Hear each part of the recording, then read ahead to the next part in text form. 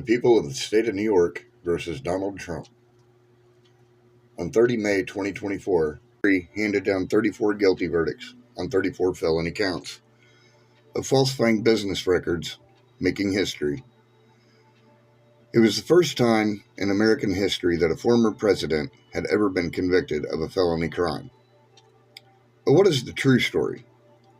In this video, I will explain how the state of New York shammed this entire thing. But first, if you are new to the channel, go ahead and hit that subscribe button, should be down below somewhere. Hit the like button, and on this one, I don't think I'm going to need to ask for any comments. I'm pretty sure it's going to get kind of hot down there. He was convicted of 34 counts of falsifying business records in the first degree. According to New York state law, in order for it to be charged as a first-degree crime, it had to be in furtherance of another or underlying crime. What was the other crime? I'll wait. There was no other crime. At least none that the court articulated, and he certainly wasn't convicted of another crime in that jurisdiction. Or anywhere else, as far as I know. And then there was the fact that it was outside the statute of limitations.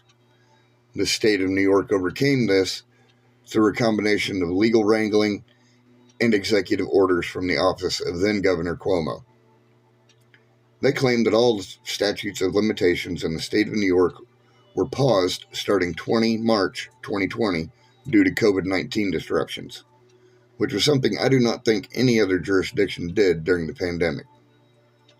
And when you look at all of this in its totality, it is clear that it was done in order to bring this case against the then former president, in efforts to prevent him from running or to damage his campaign, forcing him to drop out or lose on election day. This tactic backfired spectacularly. Anybody else remember the mugshot t-shirts? Because more people were able to see through the BS than there were sucked in by the lies. I truly wish my fellow citizens would open their eyes and realize the corporate media lies, and they all report off the same playbook. False news has become all too common on social media. More alarming, some media outlets publish these things that simply aren't true without checking facts first. Unfortunately, some members In the 1950s, the CIA had a program called Project or Operation Mockingbird, a program where journalists would be paid to write the correct stories or to not write the incorrect stories. Did you know that the famed journalist and author Bob Woodward of Watergate notoriety wasn't a known reporter prior to the Watergate story?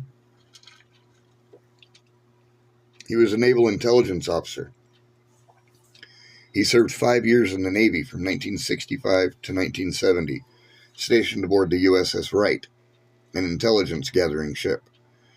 He handled top secret messages for the Pentagon and the White House. In 1971, after barely a year at the Montgomery Sentinel, a small weekly paper where he covered local zoning law and small-town court proceedings, he landed a job at the prestigious Washington Post on the Metro desk, no less. A spot usually reserved for hotshot reporters, not some hasty backwaters of Maryland.